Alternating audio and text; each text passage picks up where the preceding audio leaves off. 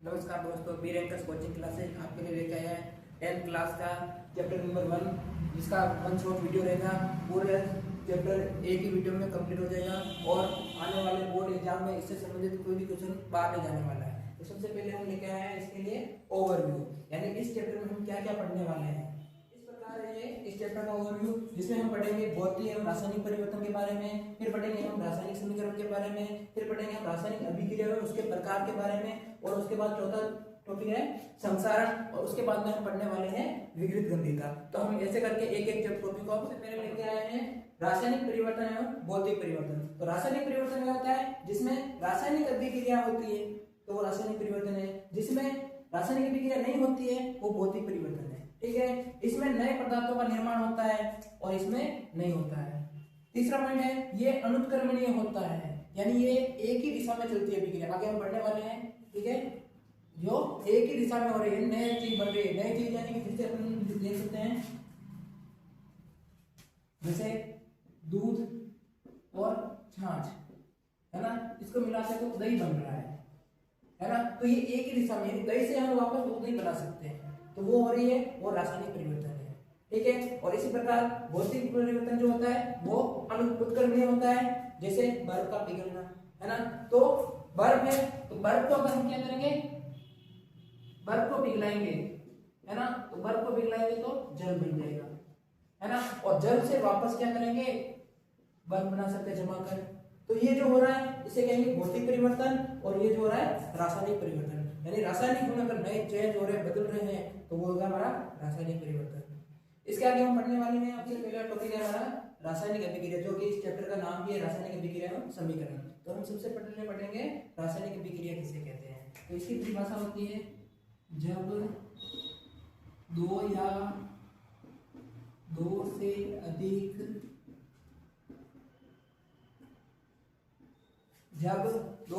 अधिक पदार्थ परस्पर मिलकर, जब दो या दो से अधिक पदार्थ परस्पर मिलकर नए गुणों वाले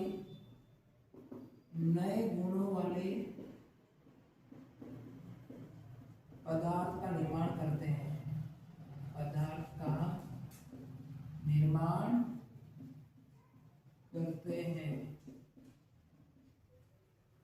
तो उसे रासायनिक अभिक्रिया कहते हैं। रासायनिक अभिक्रिया कहते हैं, है ना बच्चों। तो क्या है रासायनिक अभिक्रिया? जब दो या दो से अधिक पदार्थ परस्पर मिलकर नए गुणों वाले पदार्थ का निर्माण करते हैं तो उसे रासायनिक अभिक्रिया कहते हैं। जैसे कार्बन को हम जलाते हैं, है ना, कार्बन को जलाते हैं वायु की उपस्थिति में। वायु क्या होता है? O2, ऑक्सीजन होती है। तो कार्बन को जब हम जलाते हैं वायु की उपस्थिति में तो क्या बनता है? CO। क्या होता है? CO2। तो यानी कार्बन और ऑक्सीजन मिलकर, है ना, परस्पर क्रिया करके क्या बना दिया? CO2। और CO2 क्या है? कार्बन डाइऑक्साइड, जो ये नया पदार्थ है ना। तो अब नई चीज बन गई है तो इसको क्या कहते हैं? रासायनिक अभिक्रिया कहते हैं। जैसे हमने पहले देखा था, जैसे दूध और छाछ, है ना, मिलाकर तो हमारा बन जाता है दही, है ना। ऐसे भी कह सकते हैं दूध से दही बन रहा है, तो ये भी एक प्रकार की क्या है? रासायनिक अभिक्रिया है, जिसमें नए गुणों का निर्माण हो रहा है। यानी कि नया गुण क्या है? अब हम चाहें तो इस दही से वापस अगर दूध बनाना चाहेंगे तो वो दूध नहीं बनता है ना। तो इसी प्रकार उसको क्या कहेंगे? रासायनिक परिवर्तन। आ रहा समझ में? तो ये था हमारा रासायनिक अभिक्रिया की रासायनिक अभिक्रिया हुई या नहीं हुई। तो अब नेक्स्ट है अपने रासायनिक अभिक्रिया की पहचान, है ना।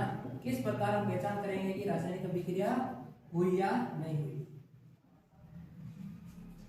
अब है रासायनिक अभिक्रिया की पहचान। इसके लिए सबसे पहले हम 4 पॉइंट इसके लिए। पहला, जब रासायनिक अभिक्रिया होगी तो क्या होगा, उसके अवस्था में परिवर्तन होगा। क्या होगा, अवस्था में परिवर्तन होगा, अवस्था में परिवर्तन होगा। दूसरा है, अगर रासायनिक अभिक्रिया होगी तो क्या होगा, उसके रंग में परिवर्तन होगा। क्या होगा, रंग में परिवर्तन होगा। अगर रासायनिक अभिक्रिया होगी तो उसके रंग में परिवर्तन होगा। उसके बाद है, अगर रासायनिक अभिक्रिया होगी, तीसरा पॉइंट है, अगर रासायनिक अभिक्रिया होगी तो वहां से गैस या ऊर्जा, गैस या ऊर्जा निकलेगी। गैस या ऊर्जा का उत्सर्जन या निकलना, है ना। तो अगर रासायनिक अभिक्रिया होगी तो गैस या ऊर्जा निकलेगी। उसके बाद है, चौथा पॉइंट है इसका, तापमान, उसके टेम्परेचर में बदलाव होगा, तापमान में परिवर्तन। अगर रासायनिक अभिक्रिया होगी तो उसका तापमान क्या होगा, बदलेगा, ठंडा गर्म, है ना। पहला क्या है, अवस्था में परिवर्तन होगा, यानी क्या होगी, अगर ठोस होगा तो वो द्रव में बदलेगा, द्रव है तो गैस में, है ना, तो अवस्था में परिवर्तन होगा, तो इसको रासायनिक अभिक्रिया हो रही है। दूसरा है रंग में परिवर्तन, उसका रंग चेंज हो जाएगा, तो उसमें रंग चेंज होगा तो भी क्या है, रासायनिक अभिक्रिया हो रही है ना। गैस निकलेगी या ऊर्जा निकलेगी, उसमें निकल रही है तो भी क्या है, रासायनिक अभिक्रिया हो रही है ना। चौथा है तापमान में परिवर्तन, यानी तापमान में अगर बदल रहा है, टेम्परेचर बदल रहा है, ठंडा है तो गर्म, गर्म है तो ठंडा, अगर टेम्परेचर बदल रहा है तो भी क्या है, रासायनिक अभिक्रिया की पहचान है। यानी अगर ये चीजें चारों हो रही हैं तो रासायनिक अभिक्रिया हुई है। ठीक है, इसके बाद हमारा नेक्स्ट टॉपिक है अभिक्रिया के कुछ उदाहरण है। दैनिक जीवन में रासायनिक अभिक्रिया के कुछ उदाहरण, जिसमें देखो हम सांस लेते हैं, तो जब हम सांस लेते हैं तो ऑक्सीजन ग्रहण करते हैं, है ना, और ऑक्सीजन और ग्लूकोज के साथ अभिक्रिया करके CO2 तोड़ता है और CO2 बाहर निकालते हैं, तो हम सांस ले रहे हैं, वो भी एक प्रकार की रासायनिक अभिक्रिया है। भोजन को पकाना, है ना, जब भोजन को काट रहे हैं तो भौतिक परिवर्तन है, लेकिन जब भोजन को पका देते हैं तो उसके रासायनिक गुण बदल जाते हैं, तो ये भी क्या है, जब भोजन को पकाया जाता है तो उसमें भी रासायनिक अभिक्रिया हो रही है। अंगूर का किण्वन, है ना, अंगूर को सड़ाकर शराब बनाई जाती है, तो अंगूर का किण्वन, वो भी क्या है, रासायनिक अभिक्रिया है। इसी प्रकार लोहे पर जंग लगना, लोहे पर जंग लगना, ये भी एक प्रकार की रासायनिक अभिक्रिया है। गर्मियों में कमरे के ताप पर दूध को फट जाना, है ना, कमरे के ताप पर गर्मियों में क्या होता है, दूध को खुला छोड़ देते हैं तो दूध क्या होता है, फट जाता है, वो भी एक प्रकार की रासायनिक अभिक्रिया है। भोजन का पाचन, है ना, हमारे शरीर के अंदर जो भोजन का पाचन हो रहा है वो भी क्या है, एक तरह की रासायनिक अभिक्रिया। अब हम पढ़ेंगे, हम दूसरा टॉपिक है हमारा रासायनिक समीकरण। रासायनिक समीकरण क्या, देखो बेटा, किसी रासायनिक अभिक्रिया में अभिकारकों व उत्पादों को चिन्ह, प्रतीक और रासायनिक सूत्रों, है ना, क्या है, किसी रासायनिक अभिक्रिया में अभिकारकों व उत्पादों को चिन्ह, प्रतीक एवं रासायनिक सूत्रों में लिखा जाता है, उसे क्या कहते हैं, रासायनिक समीकरण कहते हैं। जैसे हमारे पास उदाहरण है मैग्नीशियम, है ना, मैग्नीशियम का रिबन, है ना, मैग्नीशियम ऑक्सीजन, है ना, इन दोनों को अभिक्रिया करवाते हैं तो क्या बनता है, मैग्नीशियम ऑक्साइड। तो ये जो है इसको कहते हैं शब्द समीकरण। क्या कहते हैं, शब्द समीकरण, है ना, ये तो कहलाएगा शब्द समीकरण, है, शब्दों में लिखा हुआ है मैग्नीशियम ऑक्सीजन और मैग्नीशियम ऑक्साइड बनता है। अब हम क्या कह रहे हैं, रासायनिक समीकरण। तो रासायनिक समीकरण क्या है, जिनको लिखना है चिन्ह में, प्रतीक में और सूत्रों में। तो हम देखो, अब देखो मैग्नीशियम है, मैग्नीशियम का चिन्ह या प्रतीक या सूत्र कह सकते हो, क्या होता है, Mg, है ना। ऑक्सीजन, है ना, तो ऑक्सीजन गैस के रूप में होता था O2, और ये अभिक्रिया करके बना रहा है MgO, मैग्नीशियम ऑक्साइड, MgO, है ना। तो अब ये मैग्नीशियम को Mg में लिखा, ऑक्सीजन को O2 और मैग्नीशियम ऑक्साइड को MgO, यानी ये हमारे पास शब्द समीकरण थी, इसको हमने क्या लिखा, सूत्रों में लिखा, इसे क्या कहते हैं, रासायनिक समीकरण कहते हैं।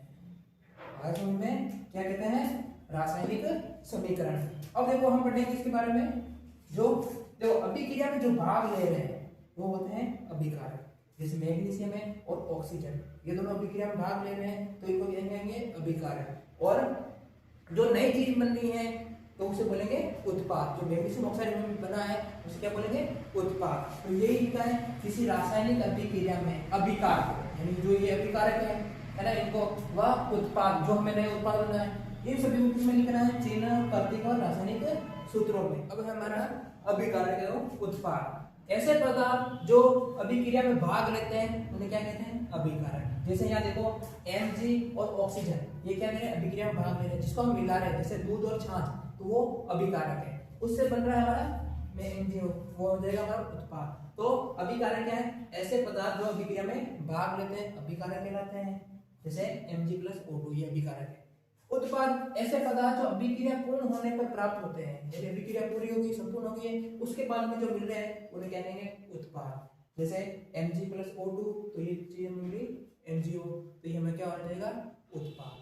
तो ये हो गई थी हमारी रासायनिक समीकरण। अब हम देखेंगे संतुलित रासायनिक समीकरण। तो इसमें क्या होता है? देखो, वह रासायनिक समीकरण जिसमें विभिन्न तत्वों के परमाणु, क्या कह रहा है? वह रासायनिक समीकरण जिसमें विभिन्न तत्वों के परमाणुओं की संख्या अभिकारक एवं उत्पाद, यानी अभिकारक और उत्पाद दोनों की बात हो रही है, अभिकारक एवं उत्पाद दोनों पक्षों में समान बराबर होती है, उसे संतुलित रासायनिक समीकरण कहते हैं। यानी दोनों पक्ष में, अभिकारक की साइड पे भी और उत्पाद की तरफ भी, दोनों तरफ क्या करना होता है? दोनों को बराबर करना होता है, तो उसे क्या कहते हैं? संतुलित रासायनिक समीकरण कहते हैं। जैसे देखते हैं, जैसे हम ये देखते हैं Mg+O2, है ना, ये उदाहरण था हमारा मैग्नीशियम और ऑक्सीजन। क्या बना रहा था? MgO। क्या बना रहा है? MgO। तो अब इसमें क्या होता है? इन दोनों तरफ क्या करना होता है? दोनों की संख्या को बराबर करनी होती है। जैसे अब इसमें ऐसा लिखा जाता है, जो तीर होते हैं, तीर के लेफ्ट हैंड साइड, तीर के लेफ्ट हैंड साइड और तीर के राइट हैंड साइड, है ना, तीर के लेफ्ट हैंड साइड और तीर के राइट हैंड साइड जो तत्व होता है वो लिख लेते सबसे पहले। देखो इधर क्या था? Mg और ऑक्सीजन। देखो रासायनिक अभिक्रिया में या समीकरण कुछ भी हो, जो अभिकारक होंगे वही चीज बनेंगे। जैसे द्रव्यमान संरक्षण का नियम था, उसमें यह था कि न तो कोई परमाणु बना सकते हैं, न ही नष्ट किया जा सकता है। तो यानी जो अभिक्रिया रहेगा कारक के रूप में है वो उत्पाद में रहने वाली। तो इधर था मैग्नीशियम और ऑक्सीजन, तो इधर मैग्नीशियम की संख्या देखते हैं, वो कभी इधर भी होगा Mg और इधर ऑक्सीजन, है ना। तो ये देखो इधर Mg की संख्या देखते हैं तो इधर 1 है, ऑक्सीजन की संख्या देखते हैं तो ऑक्सीजन के 2 होंगे, ठीक है। Mg इधर 1 है और ऑक्सीजन भी 1 है। तो अब क्या होता है? तो रासायनिक समीकरण को संतुलित करने का मतलब यही है कि दोनों पक्षों में क्या करनी है? संख्या बराबर करनी है। यानी देखो यहाँ ऑक्सीजन 2 है तो उधर 1 ही है, तो अब क्या करना होता है? उधर भी ऑक्सीजन को 2 करना है। तो अगर ये दोनों हो जाएगा तो हमारा रासायनिक समीकरण संतुलित हो जाएगा। जैसे अब देखते हैं यहाँ 2 है, तो अब इसके आगे हम पढ़ने वाले हैं रासायनिक समीकरण संतुलित करने के नियम। तो कैसे संतुलित करें उसके बारे में पढ़ने में, इससे पहले देख लो। तो ध्यान देखो ऑक्सीजन 2 है तो उधर ऑक्सीजन 2 करने के लिए, है ना, अब इधर 2 करने हैं तो इसके लिए क्या करते हैं? सबसे पहले इसमें बॉक्स बनाते हैं, है ना, इस तरह के क्या कर देते हैं? बॉक्स बनाते हैं। सबसे पहले बाहर बॉक्स बना दिया, संतुलित करने का नियम में सबसे पहले क्या करते हैं? इनके बॉक्स बना देते हैं। ये बॉक्स बना दिया, ठीक है। अब ये बॉक्स बन गया, उसके बाद जो भी अपन संख्या संतुलित करेंगे तो उसके बॉक्स के बाहर लिखेंगे, ना तो अंदर लिखेंगे ना ही पीछे लिखेंगे इसके बाहर आगे की तरफ, ठीक है। तो यहाँ ऑक्सीजन 2 है ना, तो उधर 1 ही है, यहाँ 2 करने के लिए लिखेंगे हम 2, है ना। तो यहाँ ऑक्सीजन, अब यहाँ देखो ऑक्सीजन 2 किए थे तो उसके साथ मैग्नीशियम भी 2 हो गए, है ना। अब मैग्नीशियम इधर 1 ही है तो इधर भी 2 करने के लिए क्या करेंगे? मैग्नीशियम 2 करने के लिए यहाँ लिखेंगे 2, है ना, तो यहाँ लिखेंगे 2। तो इस प्रकार इधर भी क्या हो जाएंगे? 2।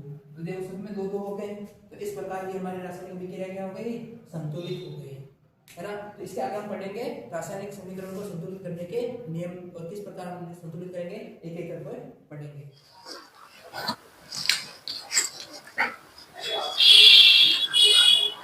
तो नमस्कार दोस्तों, अभी तक हमने पढ़ा था रासायनिक समीकरण संतुलित, उसकी परिभाषा पढ़ी थी। अब पढ़ेंगे हम रासायनिक अभिक्रिया को संतुलित करने के चरण में नियम। किताब में बहुत सारे दे रखे हैं, लेकिन मैंने ये शॉर्ट बनाया है, तो एक एक करके समझते हैं। सबसे पहले है चरण फर्स्ट, प्रत्येक सूत्र के चारों ओर एक बॉक्स बनाते हैं। जो भी समीकरण दे रखा होगा उसके क्या करेंगे, सबसे पहले बॉक्स बना देंगे। फिर उसका दूसरा चरण है तत्वों के परमाणु की सूची बनाते हैं, है ना। जो भी तत्व दे रखा है, जैसे अपन इसको समझते हैं मैग्नीशियम Mg+O2, है ना, तो ये बना था MgO, है ना। तो सबसे पहले क्या कर, परमाणु की दोनों तरफ तीर के लेफ्ट तरफ और राइट हैंड तरफ दोनों तरफ क्या करते हैं, इनकी संख्या को लिख देंगे। जैसे मैग्नीशियम 1 हो गया, ऑक्सीजन 2 हो गए। इसी प्रकार इधर लिखेंगे तो मैग्नीशियम 1, ऑक्सीजन 1। तो दूसरा चरण क्या है, तत्वों के परमाणु की सूची को बनाते हैं, जो दे रखा है वो लिखना है। तीसरा चरण है सबसे पहले सबसे अधिक परमाणु वाले यौगिक को संतुलित करते हैं, और उसके बाद धीरे धीरे सभी को एक एक करके क्या करते हैं, संतुलित करते हैं। तो सबसे अधिक जैसे इसमें देखेंगे तो ऑक्सीजन 2 है, तो सबसे पहले हम ऑक्सीजन को संतुलित करेंगे, आ रहा समझ में। उसके बाद है चरण 4, है ना। चौथे चरण में क्या है, अंत में अभिक्रियाओं को भौतिक अवस्था एवं संकेत में लिखते हैं। जो अभिक्रिया जिस अवस्था में है उसमें लिखते हैं। जैसे गैस होगी तो उसके पीछे G लगा देंगे, ठोस होगी तो S लगा देंगे, और द्रव अवस्था में होगी तो लिक्विड लगा देंगे। तो इस प्रकार हम क्या करते हैं, रासायनिक अभिक्रिया को संतुलित करते हैं। आइए हम एक उदाहरण द्वारा इसको समझते हैं। तो बच्चों हम पढ़ रहे हैं रासायनिक अभिक्रिया को संतुलित कैसे करते हैं। तो हमारे पास सबसे पहले उदाहरण है, तो क्या करना है, जो भी समीकरण दे रखा है सबसे पहले उसके क्या करते हैं, बॉक्स बना देते हैं। क्या करते हैं, बॉक्स बना देते हैं। हमारा पहला चरण था कि जो भी समीकरण दे रखा है उसके क्या करेंगे, बॉक्स बना देंगे। सबसे पहले इनके बॉक्स बना देते हैं।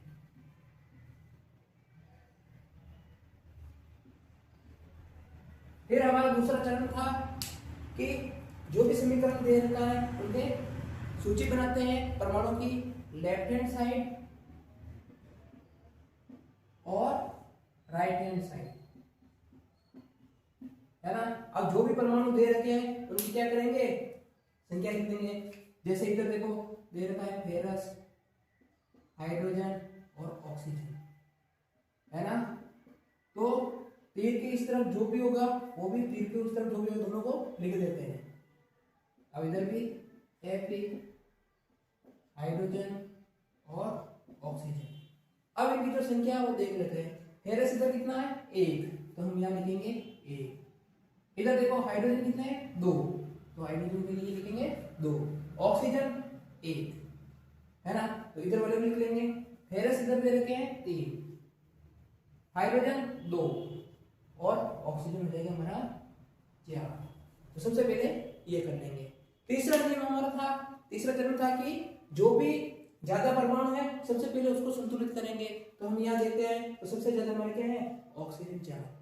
तो हमें सबसे पहले ऑक्सीजन को संतुलित करना होगा। तो उसके लिए क्या करते हैं, इधर ऑक्सीजन 4 है तो इधर भी 4 करना है ना। तो इसके लिए हम लिखते हैं यहाँ, अब देखो इसका नियम है। तो इसमें ये होता है कि जब भी हम संतुलित करेंगे तो जो भी संख्या लिखेंगे वो बॉक्स के आगे लिखनी होती है ना। ना तो बॉक्स के अंदर लिख सकते हैं, ना ही उसके बाहर लिख सकते, पीछे की ओर। जो भी संतुलित करेंगे, जो भी संख्या लिखेंगे वो लिखेंगे बॉक्स के बाहर। तो हमें बताइए ऑक्सीजन यहाँ 4 है, तो यहाँ 4 बनने के लिए हम क्या लिखेंगे, यहाँ 4 लिख देंगे, है ना। अब ये 4 लिख लिया तो ऑक्सीजन 4 हो गए। ऑक्सीजन कितना हो गए, 4।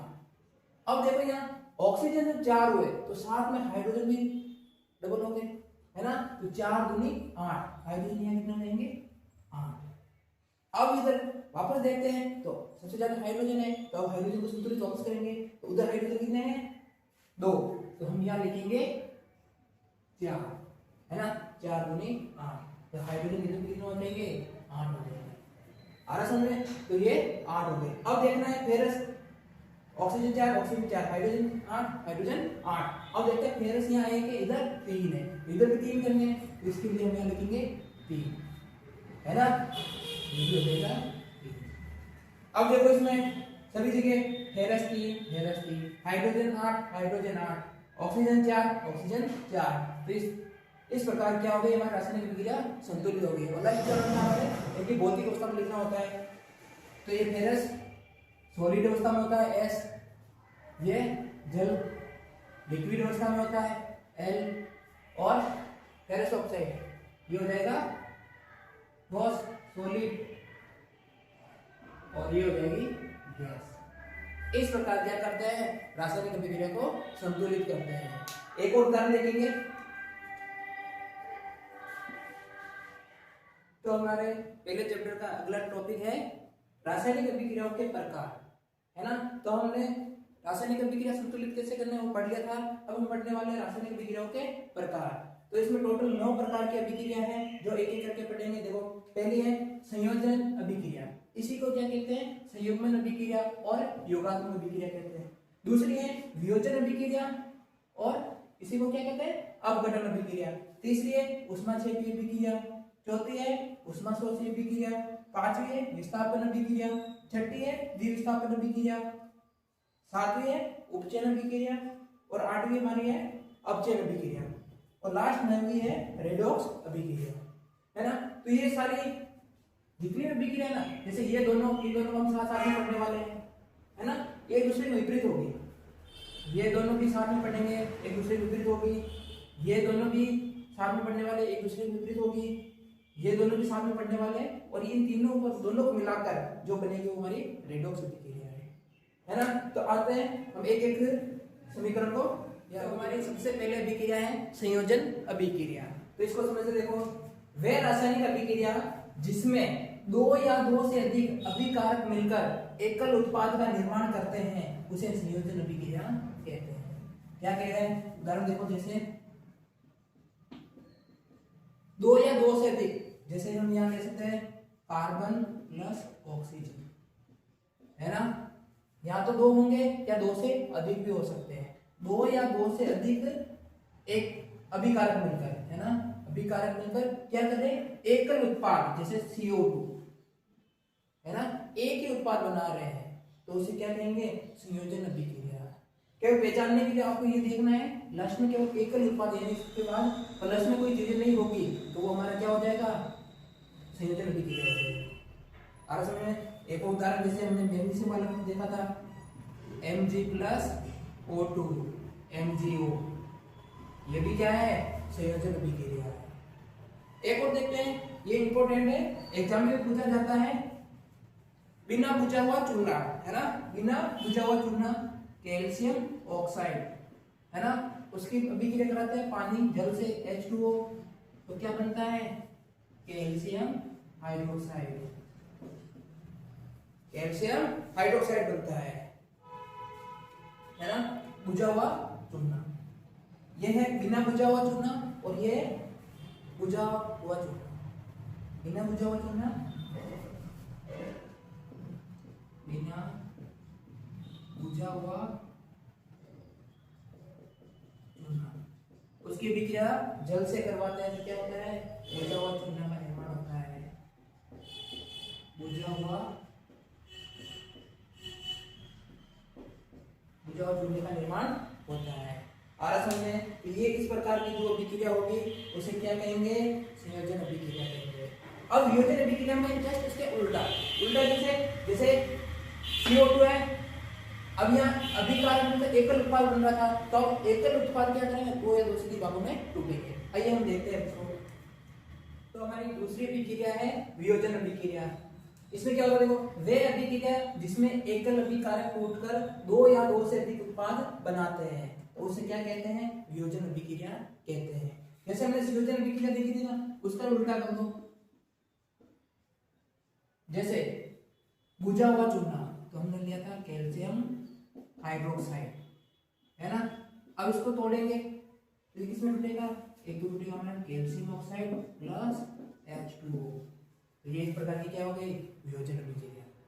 इसी प्रकार हमने देखा था MgO को वापस तोड़ेंगे तो किसमें टूटेगा, Mg+O2, है ना। तो ये संयोजन की बिल्कुल विपरीत चलने वाली अभिक्रिया है। तो वियोजन अभिक्रिया किसे कहते हैं, वे अभिक्रिया जिसमें एकल अभिकारक टूटकर 2 या 2 से अधिक उत्पाद बनाते हैं उसे वियोजन अभिक्रिया कहते हैं, है ना। तो यहाँ बुझा हुआ चूने को तोड़ेंगे तो कैल्शियम ऑक्साइड और जल में टूटेगा। तो ये थी हमारी वियोजन अभिक्रिया। अब वियोजन अभिक्रिया 3 प्रकार की होती है ना। तो अब आइए हम एक एक प्रकार को समझते हैं। अब है हमारा वियोजन अभिक्रियाओं के प्रकार। तो सबसे पहले वियोजन अभिक्रिया प्रकार 3 प्रकार की होती है, ऊष्मीय वियोजन, विद्युत वियोजन और प्रकाशीय वियोजन। देखो ऊष्मीय वियोजन क्या है, ऊष्मा द्वारा जो अपघटन होता है, पदार्थों को तोड़ा जाता है, उसे कहते हैं ऊष्मीय वियोजन, यानी ऊष्मा द्वारा किया गया वियोजन। वियोजन यानी अपघटन, अपघटन यानी तोड़ना, यानी फेरस सल्फेट है, इसको ऊष्मा देकर, हीट देकर क्या किया जाता है, तोड़ा जाता है, तो इसे क्या कहेंगे, ऊष्मीय वियोजन। तो देखो फेरस सल्फेट है, इसको गर्म किया तो ये टूटा फेरिक ऑक्साइड, है ना, फिर सल्फर डाइऑक्साइड और सल्फर ट्राई ऑक्साइड में टूटा।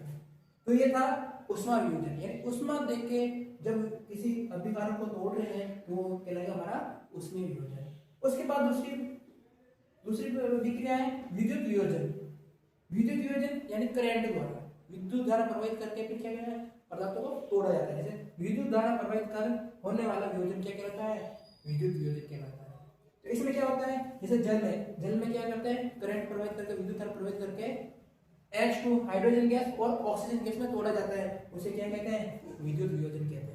तीसरा हमारा प्रकाशीय वियोजन, सूर्य के प्रकाश की उपस्थिति में होने वाला वियोजन, यानी इसको क्या करते हैं, जैसे HeCl सिल्वर क्लोराइड, इसको क्या करते हैं, सूर्य के प्रकाश में एक पेट डिश में रख देते हैं, इसको वो टूटता है Ag और Cl2, क्लोरीन गैस और Ag सिल्वर में टूटता है। तो ये थे हमारे वियोजन अभिक्रियाओं के प्रकार।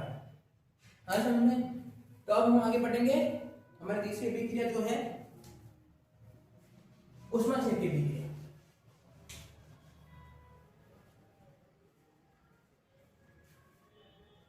तो हमारी नेक्स्ट अभिक्रिया है तीसरी अभिक्रिया ऊष्माक्षेपी अभिक्रिया।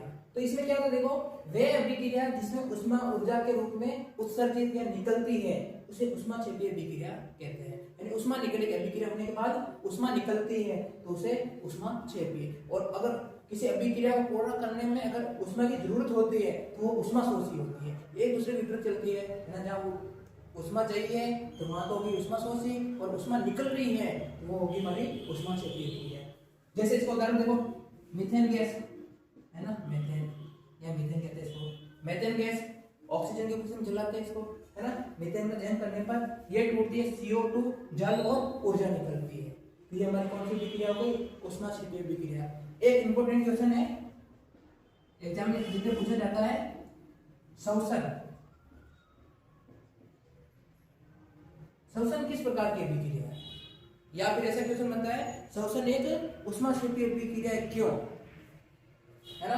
तो श्वसन क्या है, श्वसन भी एक प्रकार की क्या है, ऊष्माक्षेपी अभिक्रिया है। श्वसन भी एक प्रकार की क्या है, ऊष्माक्षेपी अभिक्रिया। श्वसन ऊष्माक्षेपी अभिक्रिया। आ समझ में, श्वसन क्या है, एक ऊष्माक्षेपी अभिक्रिया है।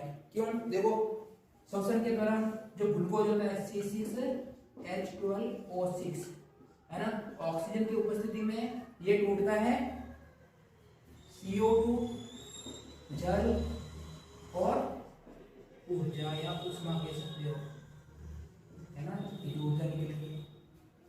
आरा समझ में, जो श्वसन है क्या है, ऊष्माक्षेपी अभिक्रिया है। आरा समझ में, तो ये थी हमारी ऊष्माक्षेपी अभिक्रिया। नेक्स्ट हमारी है चौथी अभिक्रिया जो है ऊष्मा शोषी अभिक्रिया।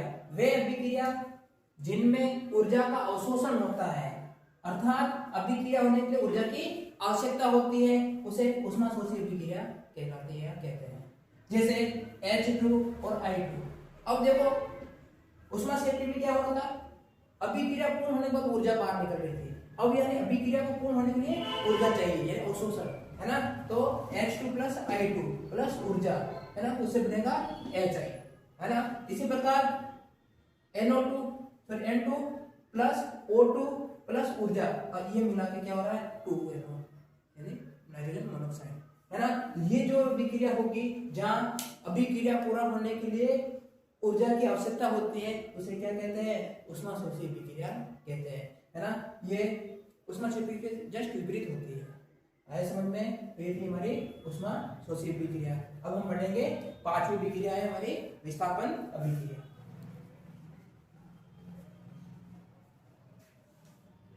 अब नेक्स्ट हमारी पांचवी अभिक्रिया विस्थापन अभिक्रिया।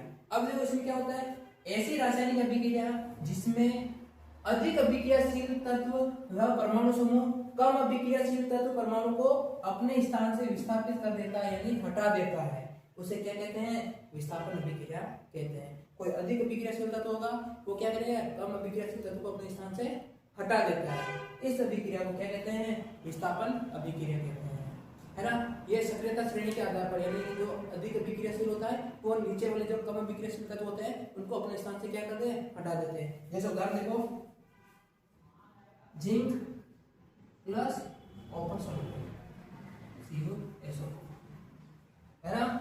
अब देखो जिंक जो कॉपर की तुलना में क्या अधिक अभिक्रियाशील तत्व है, क्या है, कॉपर की तुलना में जिंक अधिक अभिक्रियाशील तत्व है, तो ये क्या करेगा, ये इसकी जगह आके बैठ जाएगा और इसको यहाँ से हटा देगा, यानी इसके मुकाबले ये अधिक ताकतवर है तो ये क्या करेगा, इसको यहाँ से हटा देगा और खुद आके बैठ जाएगा। यहाँ हो जाएगा ये हमारा जिंक सल्फेट और इस कॉपर को क्या कर देगा, बाहर निकाल देगा। आ रहा समझ में। तो क्या कर रहा है, जिंक क्या है, कॉपर की तुलना में अधिक अभिक्रियाशील है तो ये अपने कॉपर की जगह आके बैठ जाएगा। और विस्थापन अभिक्रिया का हम दूसरा उदाहरण देखते हैं, जैसे था फेरस और कॉपर सल्फेट, है ना। तो इसमें क्या होता है, फेरस भी कॉपर की तुलना में क्या होता है, अधिक अभिक्रियाशील तत्व होता है, तो ये क्या करता है, फेरस कॉपर की जगह आगे बैठ जाता है फेरस सल्फेट और ये कॉपर को बाहर निकाल देता है। आया समझ में। तो फेरस कॉपर की तुलना में क्या अधिक अभिक्रियाशील तत्व है, तो ये कॉपर की जगह आके बैठ जाता है और ये बना देता है फेरस सल्फेट। तो ये थी हमारी विस्थापन अभिक्रिया। अब हम पढ़ेंगे द्विविस्थापन, छठी अभिक्रिया द्विविस्थापन अभिक्रिया, जिसमें क्या होता है, देखो वे रासायनिक अभिक्रिया जिनमें अभिकारकों के बीच आयनों का आदान प्रदान होता है उसे द्विविस्थापन अभिक्रिया कहते हैं। यदि आयन धनायन और ऋणायन इनके बीच में क्या होगा, आदान प्रदान होगा, उसे क्या कहेंगे, द्विविस्थापन अभिक्रिया कहते हैं। जैसे देखो Na2SO4 plus PaCl2 barium chloride और सोडियम सल्फेट, है ना। अब देखो सोडियम सल्फेट यहाँ क्या है, धनायन और ये क्या है, ऋणायन। इसी प्रकार बेरियम क्लोराइड धनायन और ये क्लोरीन ऋणायन। तो अब क्या होगा, इनके बीच में आयनों का आदान प्रदान होगा, प्लस वाला, है ना, प्लस वाला चला जाएगा माइनस वाले के पास और ये माइनस वाला प्लस वाले के साथ, तो क्या बन जाएगा आगे, ये बन जाएगा बेरियम सल्फेट प्लस NaCl, है ना, बेरियम सल्फेट और सोडियम क्लोराइड। ये हमारी थी द्विविस्थापन अभिक्रिया, आया समझ में। तो अब नेक्स्ट हमारी है उपचयन अभिक्रिया। हमारी अभिक्रिया है सातवीं अभिक्रिया उपचयन अभिक्रिया। इसमें क्या होता है, देखो ऐसी अभिक्रिया जिसमें ऑक्सीजन की वृद्धि और हाइड्रोजन की कमी होती हो उसे क्या कहेंगे, उपचयन अभिक्रिया कहते हैं।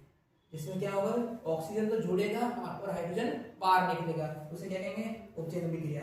जैसे हमने पहले देखा था Mg प्लस O2 क्या बन रहा था, MgO, यानी इसमें क्या हो रहा है, ऑक्सीजन जुड़ रहा है, तो हमारी उपचयन अभिक्रिया। इसी प्रकार कॉपर प्लस O2 क्या बन रहा है, कॉपर ऑक्साइड, तो ये भी एक प्रकार की क्या होगी, हमारी उपचयन अभिक्रिया। अपचयन इसके जस्ट विपरीत होगी, इसमें क्या होगा, ऑक्सीजन की कमी होगी और हाइड्रोजन जुड़ेगा, ठीक है। तो नेक्स्ट हमारी आठवीं अभिक्रिया अपचयन अभिक्रिया। नेक्स्ट हमारी है आठवीं अभिक्रिया अपचयन अभिक्रिया। इस अभिक्रिया में देखो क्या होता है, ऐसी रासायनिक अभिक्रिया जिसमें हाइड्रोजन की वृद्धि और ऑक्सीजन की कमी होती है उसे क्या कहेंगे, अपचयन अभिक्रिया। जो हमने उपचयन अभिक्रिया पढ़ी थी उसके जस्ट ये विपरीत होती है। देखो जैसे ये था CuO, है ना, अब ये किसमें टूटेगा, कॉपर प्लस ऑक्सीजन में, है ना। ये एक प्रकार की जैसे वियोजन अभिक्रिया लग रही है ना। तो जैसे इसमें क्या हो रहा है, कॉपर में से ऑक्सीजन बाहर निकल रहा है, आरस में ये हमारी क्या हो जाएगी, अपचयन अभिक्रिया, ऑक्सीजन का बाहर निकलना।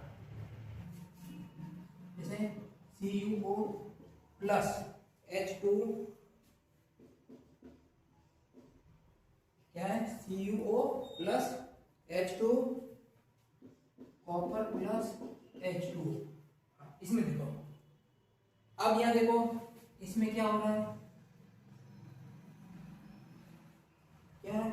ऑक्सीजन की कमी, कॉपर ऑक्साइड ऑक्सीजन बाहर निकल रहा है, ऑक्सीजन की कमी, तो ये हमारी क्या हो जाएगी? अपचयन अभिक्रिया, है ना।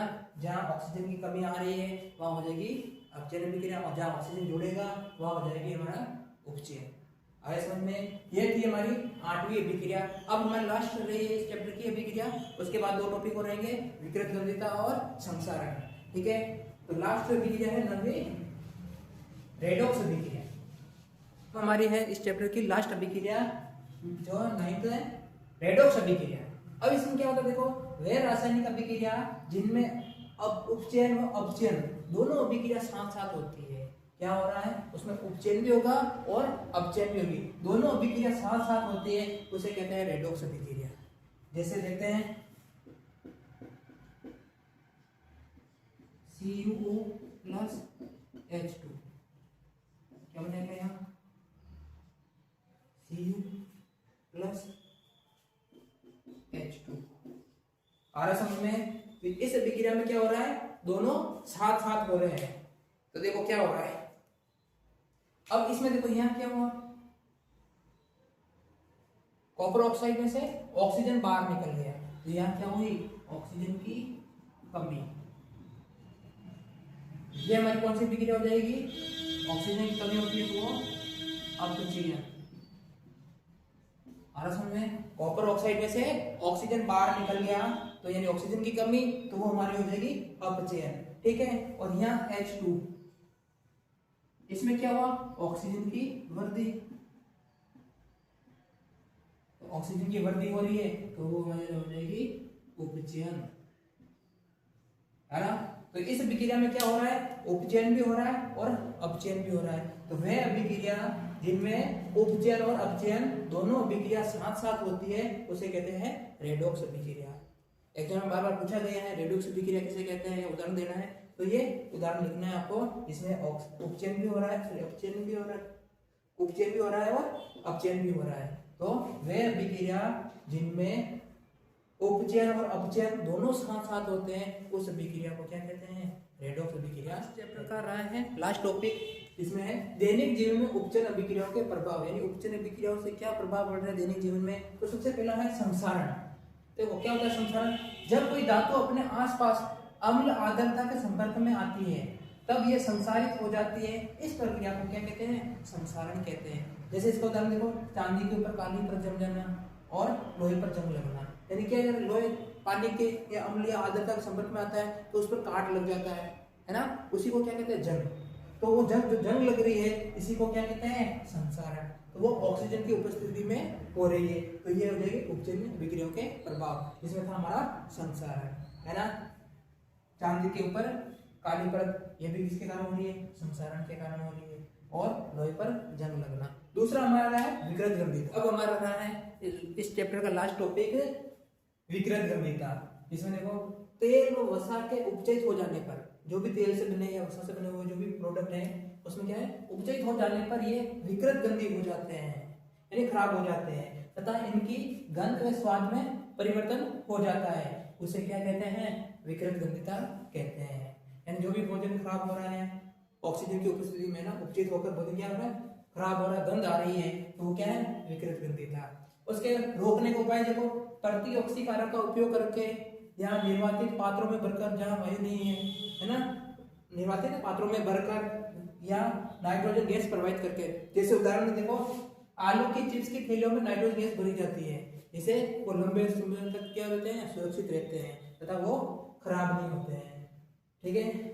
तो इसी के साथ ही हमारा चैप्टर जो 1 शॉर्ट वीडियो था ये पूरा हो गया है।